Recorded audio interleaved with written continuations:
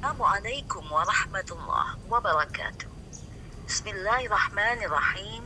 Ikhwah fillah. Rasul sallallahu alaihi wasallam bersabda dalam sebuah hadis riwayat Muslim dan Nasa'i, "Aya'jazu ahadukum ay yaqra'u kullu yawmin thuluth al-Qur'an?" Qalu, "Na'am ya Rasulullah. Nahnu al'afu min dhalik wa a'jazu." Qalu, فإن الله جزاء القرآن ثلاثة أجزاء فقل هو الله أحد ثلث القرآن. Yang artinya, Rasulullah bertanya kepada para sahabat, apakah kamu merasa lemah membaca tiap hari sepertiga Al-Quran? Sahabat menjawab, benar ya Rasulullah, kami merasa lemah mengerjakan yang demikian. Rasulullah berkata, Allah membagi Al-Quran kepada 3 bagian. Maka Qul huwallahu ahad surat Al-Ikhlas mencakup sepertiga Al-Quran. Para ulama, diantaranya Al-Qurtubi, menguraikan bahwa pada garis besarnya Al-Quran itu mengandung 3 soal-soal pokok, yaitu tauhid, hukum, dan pengertian. Jadi dengan membaca surat Al-Ikhlas yang mengandung intisari tentang masalah tauhid, samalah artinya dengan membaca sepertiga Al-Quran. Para ahli tafsir, para mufassirin menjelaskan bahwa pada satu waktu Rasulullah ditanya oleh kaum musyrikin, yaitu sif lana rabbak, sifati, jelaskan pada kami seperti apa Tuhanmu itu. Maka inilah menjadi sebab turunnya surat Al-Ikhlas, yaitu Allah menjelaskan tentang bagaimana keesaan Allah.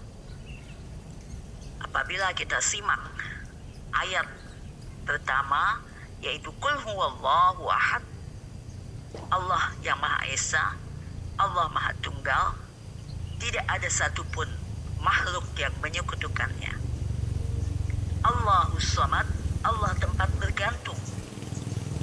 Kalau kita makhluk bergantung kepada sesuatu, akan tetapi Allah tidak bergantung pada siapapun. Lam yalid walam yulad,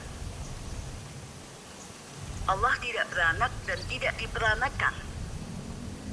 Kalau kita makhluk membutuhkan anak untuk menyambung hidup, menyambung keturunan kita, karena makhluk mati. Akan tetapi Allah tidak akan pernah mati. Allah hidup selamanya. Karena itu Allah tidak membutuhkan keturunan. Allah tidak membutuhkan anak, juga tidak diperanakan.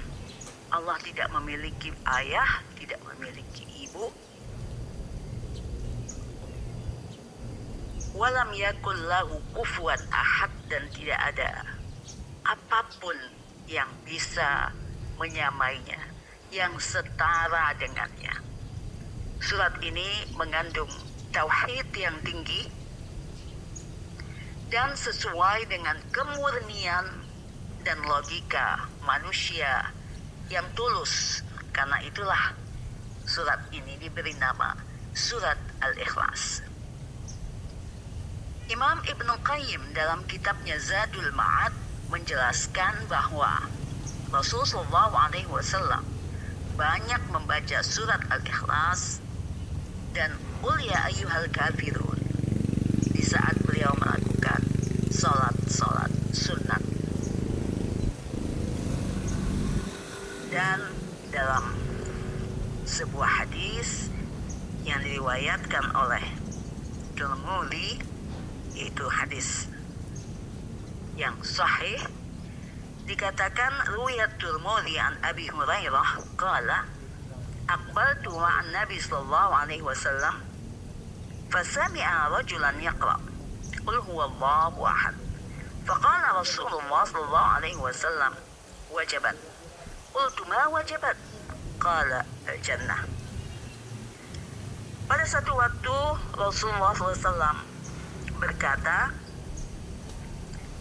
ketika beliau mendengar seseorang membaca Qul huwallahu ahad, beliau berkata wajib baginya. Para sahabat bertanya, wajib apa ya Rasulullah? Nabi menjawab, wajib bagi orang itu masuk ke dalam syurga. Ini menunjukkan bahwa surat Al-Ikhlas memiliki keistimewaan dan kandungan sepertiga Al-Quran. Karena itu sebaiknya lah kita banyak mengamalkan surat Al-Ikhlas ini, membaca khususnya apa yang dicontohkan oleh Rasulullah SAW. Ketika sebelum tidur beliau membaca surat Al-Ikhlas, Al-Falaq, dan An-Nas untuk melindungi diri kita dari hal-hal yang tidak diharapkan.